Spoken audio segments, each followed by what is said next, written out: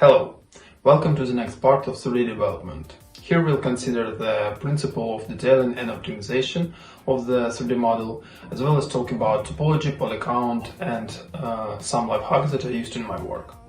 Are you ready? Let's go! When the work on large and medium forms is finished, we can move on to small forms. I check all parts of my model again. The mesh of nearby object should be easily intersect. This will avoid some light artifacts between the details of the 3D model when importing it into the game engine. Before moving forward, we should conditionally divide our 3D model into those details that we will make with a mesh and those that will simply be placed on the texture.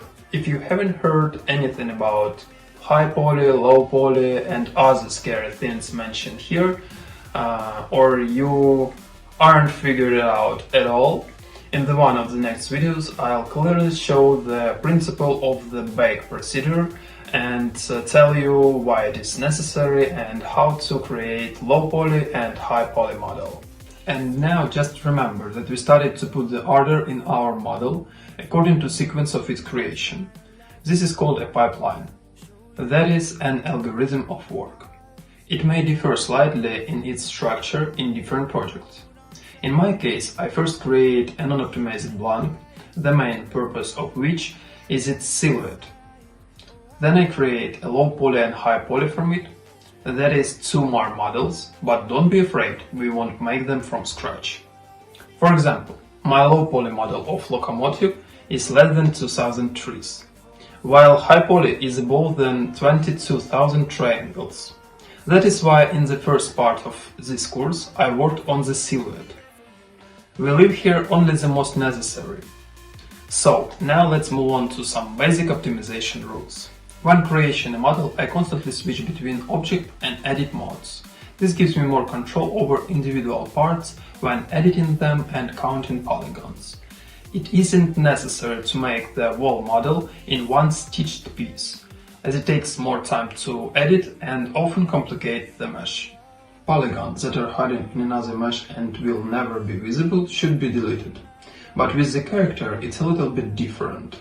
I immediately give minimal detailing to some parts, for example the axle connection the wheels. In my case it's 6 polygons in diameter. I remove all unnecessary loop cuts which I did to find the right position of the 3D cursor and create a new object. They only overload the grid, so I don't need it. To do this, select the necessary edges and press Dissolve Edges in the Delete menu. And also, when I apply the mirror modifier on some objects, I remove the edge loop, which is formed in the center by symmetrical reflection. Since it doesn't change my silhouette in any way, we safely remove them. I also avoid working with n-cons because they may not show up in the game engine or be incorrectly triangulated. So I do it by my hand. Here are shown some variants and n-con optimization for the model of the locomotive wheel. Also, when the silhouette is ready, I use some tricks.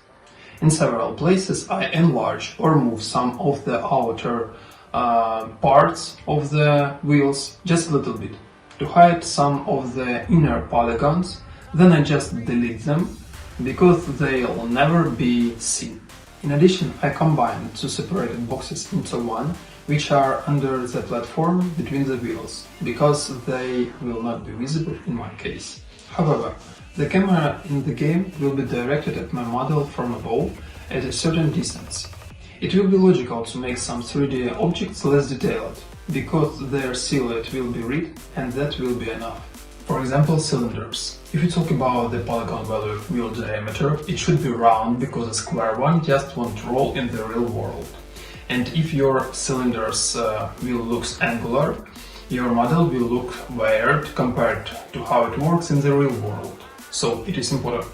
The best number of polygons in diameter when it's displayed in the game engine is a multiple of 2 or better 4. That is 12 or 16 and so on. Don't skimp on the appearance of cylinders. For example, wheels of locomotive I created with 16 polygons in diameter, and on the flashlight there are a total of 8. Up close it doesn't look round enough, but from a distance it looks good.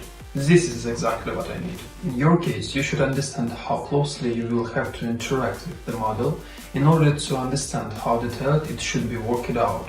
Usually at work the necessary polycount for a specific task is indicated. Developing a model for a game requires a small number of polygons. Its optimization will improve further interaction with it at all stages of development. PC and mobile games have different requirements. In the first case, everything depends on the required topology, the type of the model, and its animation. Here we are talking about elements of environment, characters, level design, etc. Otherwise, in general, everything is the same, but it's much simpler in terms of polycount, since we are talking about mobile games. For example, let's take a simple props, an element of the environment. If you need high quality for a PC game, then its polycount can start from 5000 triangles and in some cases fly to the moon. It all depends on the task, the features of the model, the styles of game or cinematics, and the distance of interaction with it. In the opposite cases, for a mobile game, we have to fit into polycount close to 1 or 4000 triangles, and sometimes even less, in order to keep the interest of the model with the silhouette and its performance with the mesh. In addition to all, it's a good habit to create a new folder in the outliner where you can store some parts of your model before rotating it or applying a modifier. This is insurance at work when you need to take a step back. This happens sometimes, and this action can save your time. I keep different files at each stage of development: low poly, high poly, rig, animation, etc. Save the files and don't be afraid to break something in the development of the model. This is a way to learn new features and better understanding the software. Moreover, not all but many actions in Blender can be undone. All these stages are a logical process of cooking your 3D model. Yeah, boy. Don't be afraid of it and don't get bored. Turn on your favorite music, do it according to the rules, and tomorrow it will be your good habit. Invest more time to studying and set deadlines for each stages to increase speed of work. At the same time, pay more attention and, if it's necessary, time to make your model look as good as possible. I'm talking about textures and rendering. Good submission of work has the same priority as its creation. Therefore, this Ukrainian folk wisdom will become your guide. Many good works never find the response from the other people due to unsuitable lighting, bad camera angles or textures. These are common mistakes, but they can be corrected with effort and attention to details. Constant practice and training will bring better quality of your 3D model than before. Just keep doing the good work and try to sell your renders as expensive as you can from the first sight. Sell me this pen. In addition, in the comments I leave several of my Telegram channels with music which help me productively overcome various tasks and stages of development. I hope you find something there for yourself and maybe also leave a link to your playlist. Sometimes 1 or 2 references are not enough to understand the principle of operation of the object you are creating. Hence, it is always necessary to support your 3D development with a large number of references. The more, the better.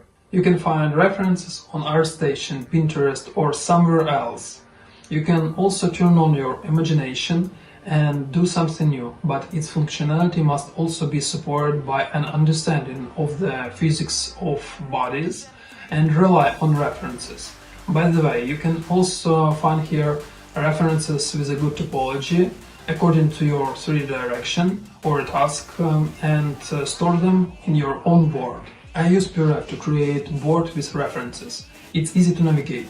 Also, for a quick analysis of the shape of objects, as it's shown in my previous tutorial, you can draw a line immediately on a screenshot made in the Lightshot program.